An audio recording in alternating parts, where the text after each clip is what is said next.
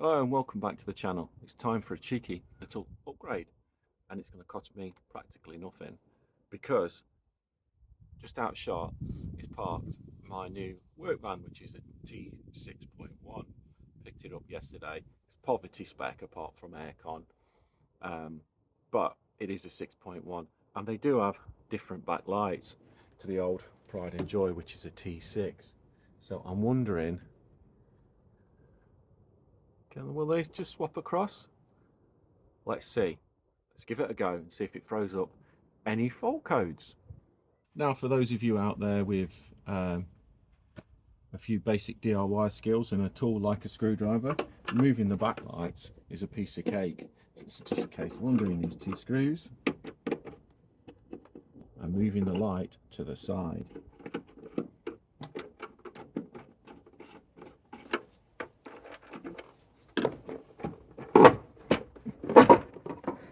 And your light's off. Then you simply tease. Then you simply place the screws somewhere safe and tease out your little rubber bung. And what you're looking for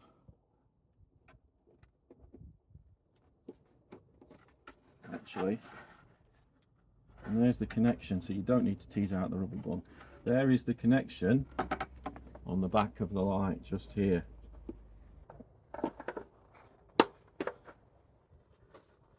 That's it. That looked a bit worrying at first, but basically all I did was just lift that little clip a bit, and now that's come away. And here's the connection for the T6. We've got wire points 1 through 6. 1 is not used on the T6 on the passenger side.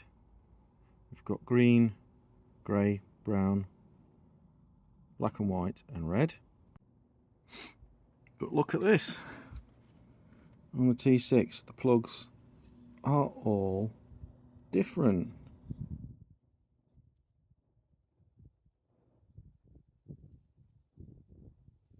So it looks like it's not going to be an easy straight over swap.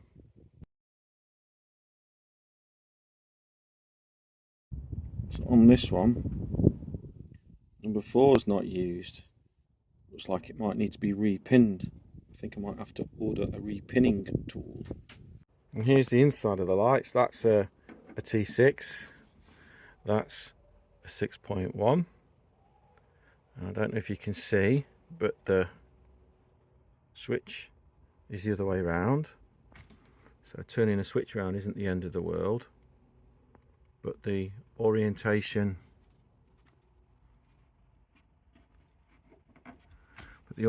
of the wiring is. Looks like I'm going to have. Looks like this one's a fail for the moment.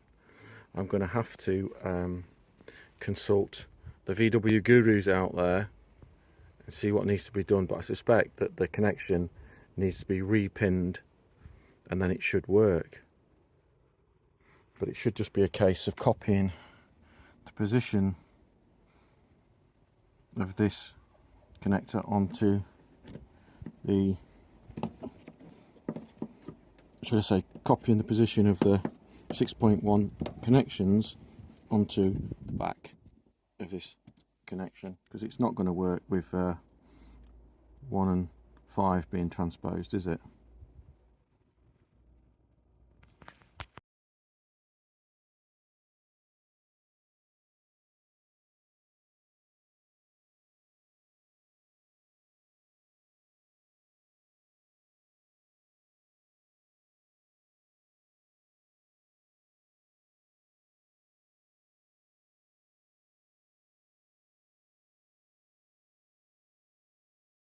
So, okay, here's the reality.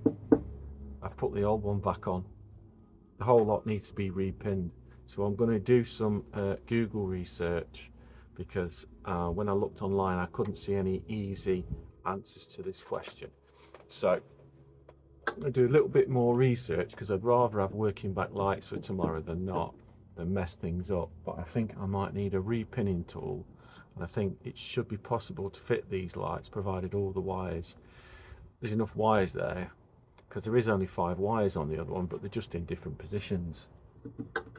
So it should be possible to do it with a repinning tool, but it might be a bit of a stress. Possibly there's an adapter loom or something available, so you can do it. A bit more research is required. But anyway, would you like to see the differences on a T6.1? Because there's been a few things on this T6.1 that's took me by surprise. A few differences to the T6, and I'm sure that's old news for a lot of people out there, especially when you own a T6.1. But my T6 is slightly higher spec. It's got aircon and painted bumpers and stuff, painted wing mirrors. This one is total poverty spec.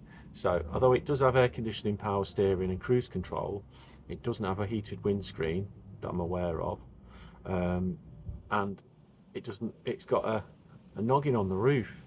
So it's got like a kind of budget front bumper. So let's show you around. Oh, it's got a new dashboard and different cloth on the seats as well, but I'll just give you a quick show, and maybe you can see some of the weird things about a 6.1. It did drive quite nicely when I came back from Nottingham in it yesterday. It drove pretty nicely, so let's have a look. Okay, so here we have my 6.1. Like I say, I picked it up to work, so I didn't go for a massive amount of specifications. We've got wheel trims. Wheel trims. It's got different side repeaters that are moulded into the bodywork ever slightly. The lights are different, so that angle there on the lights is straight as opposed to being curved on a 6.1 with lights at the back there. The wing mirrors look the same, although they are plastic. I don't think they're heated. The windscreen isn't heated. There's this great ugly thing on the roof, which I'm presuming is an aerial. It's got collision radar at the front there that does work, because it was sending me warnings that I was up someone's arse on the way home.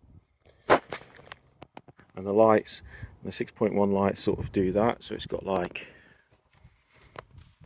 kind of a separate thing there. There's no fog lights in the bumper, unfortunately.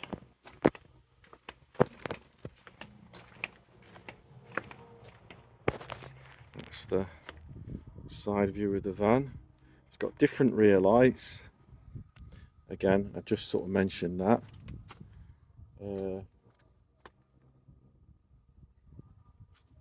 Rear reflectors look the same.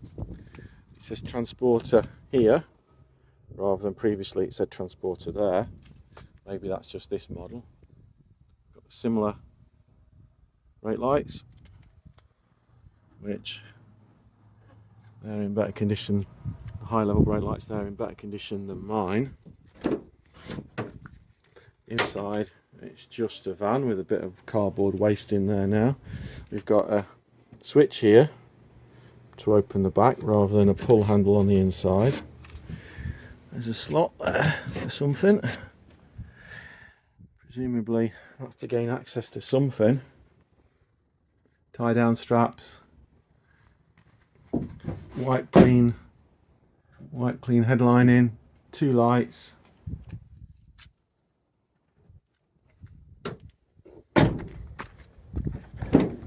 Doesn't have a full strip at the back.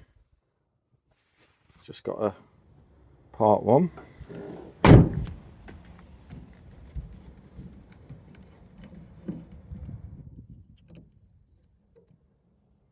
badge is a bit rubbed somehow.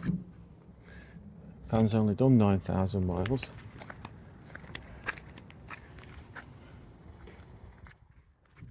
That's this side of the van. Over there. Plastic door handles rather than painted. Pretty pretty basic door cards, if I'm honest.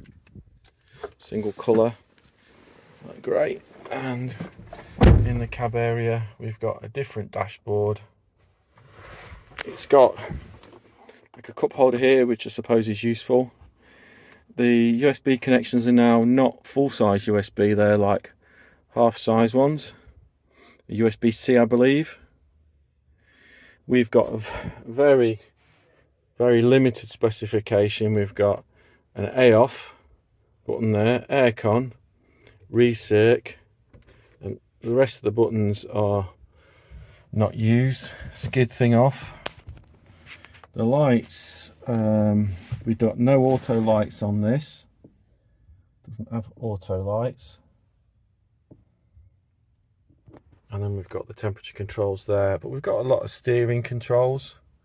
Only problem with this one is the button does stick, so I'm going to need to investigate why that button's sticking. Possibly it needs a bit of something spraying in it, silicone spray or something, or does it just need wiggling? No, it's still sticking.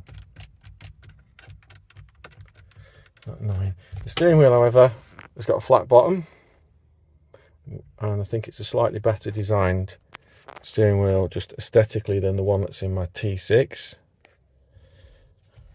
Quite a nice steering wheel actually. Apart from that, I would be tempted to swap it over, but I'm sure with the backlights being how they are, I don't think, got a nasty feeling it's not a straight swap. And also, oh, that's a bit better now. Yeah, that's much better now as I've had a little play with it. It must have been a bit of something in there. Yep, that works. And up here, there's no longer a hole there. Whether that's been deleted, I don't know. And we've just got a few light switches. So yeah, it's pretty basic in the cab. The lad that's going to drive this is not going to be over the moon with it, but at the end of the day, it is what it is. It's a work van. Dashboard with a letter in it. Should put that with the rest of the paperwork and take that inside. I bought the van from Motors Commercial Vehicles in Nottingham, and I have to say the service has been excellent.